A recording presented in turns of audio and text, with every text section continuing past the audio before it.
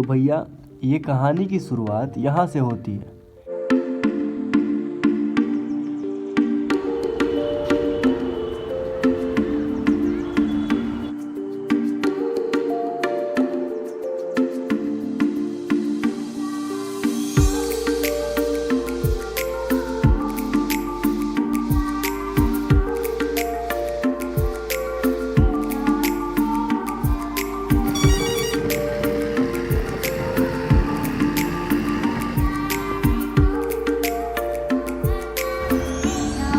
हाँ जी भैया, तो पिछले वीडियो में आप लोगों ने देखा कि मैं टिहरी किसी काम के रिगार्डिंग पहुंचा हुआ था और उस काम को मैंने बहुत अच्छे तरीके से कंप्लीट किया। अब कहानी में थोड़ा सा आगे बढ़ते हैं।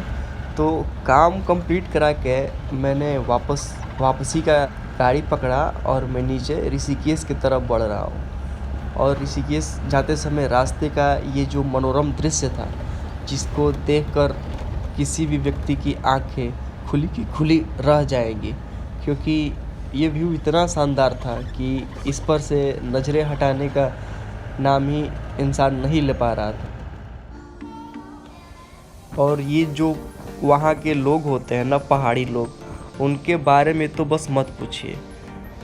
वो बिना किसी मतलब के हमेशा आपके मदद के लिए तैयार खड़े मिलेंगे।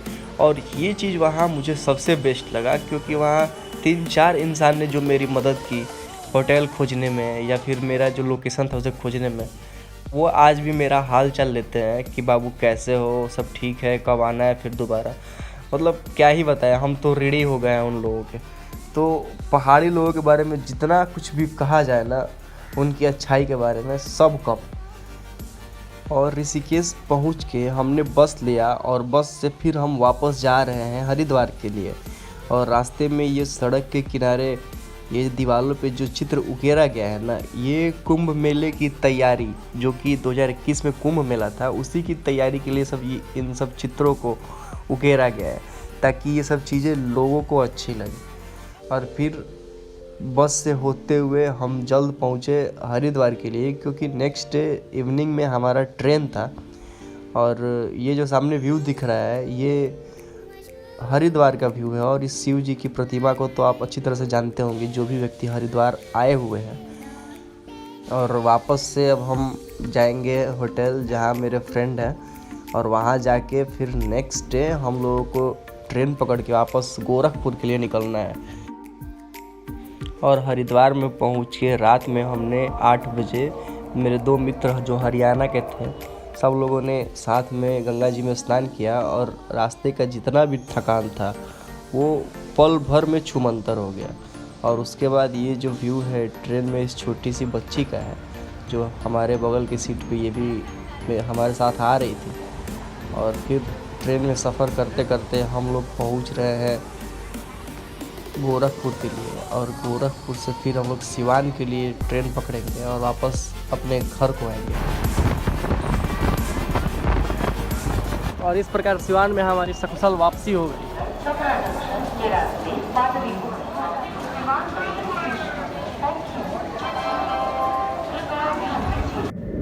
आई होप ये वीडियो आपको अच्छा लगा होगा। और चलिए बात करते हैं, जैसे मैंने कि पिछले वीडियो में आप लोग से बोला था कि मैं उत्तराखंड क्यों गया था, आखिर वहाँ न्यू टिहरी में मेरा काम क्या था जिसके रिगार्डिंग मैं वहाँ गया था। तो उस बात को रिवील करने का फाइनली वक्त आ चुका है। और इसी का मैं बहुत दिनों से इंतज़ार कर रहा था कि मैं कब आप लोगों से वो चीज़ शेयर करूँ, जो मेरे लिए बहुत खुशी की बात है। तो एक्चुअली मैं उत्तराखंड गया था, तो उसके पीछे रीज़न ये था कि आपके भाई का जॉब लग गया है इंडियन पोस्ट में, यानी भारतीय डाक में मेरा भी नौकरी लग गया फाइनली। तो डॉक्यूमेंट वेरिफिकेशन के लिए मुझे न्यू टिहरी में बुलाया गया था। और उसी के रिगार्डिंग मैं पहले यहाँ से टिकट करा के हरिद्वार गया, हरिद्वार के बाद ऋषिकेश गया, और ऋषिकेश के बाद मेरा ऋषिकेश से ऊपर 70 किलोमीटर अप्रॉक्स पड़ता है ऊपर पहाड़ों पे। तो मैं वहाँ गया था न्यू टिहरी में, और वहाँ जाके मैंने अपना डॉक्यूमेंट वेरिफिकेशन कराया। और वेरिफिकेशन करा के मैं फाइनली वापस घर पे आ चुका हूँ। और ये चीज़ मुझे आपके साथ शेयर करनी थी बहुत दिनों से, तो सोचा कि चलिए आज मैं कर ही देता हूँ, क्योंकि मैंने पिछले वीडियो में बोला था।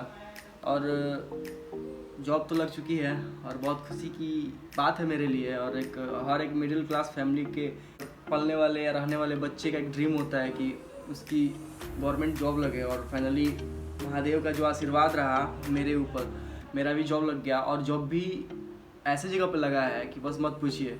मेरा हमेशा से एक ड्रीम था कि मैं पहाड़ों पे जाऊँ। मैं जब भी कभी घर पे किसी बात को लेके गुस्साता था तो अकेले में जब मैं बैठता तो यही सोचता था कि यार सब कुछ छोड़ छाड़ के कभी जाके किसी पहाड़ में आराम से अकेला एकदम बैठ जाऊँ, कोई पूछने वाला, कोई अगल बगल ना हो, अकेला रहूँ।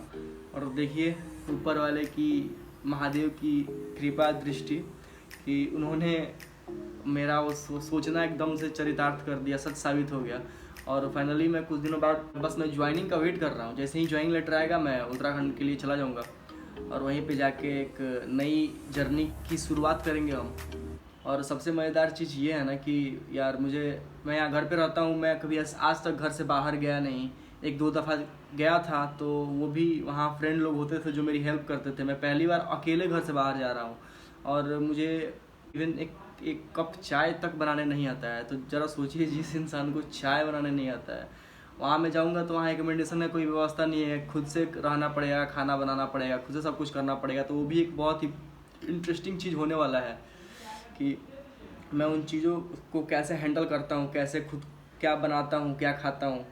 क्योंकि क्या बताएं, बहुत समस्या है, लेकिन उन सारी समस्याओं से मैं लड़ूंगा और आपको मैं दिखाऊंगा कि मैं कैसे क्या कुछ कर पाता हूँ, मैं उस चीज़ से लड़ पाता हूँ, उस चीज़ को कर पाता हूँ या नहीं कर पाता हूँ। ये एक बहुत ही बड़ा चैलेंज रहेगा मेरे लिए।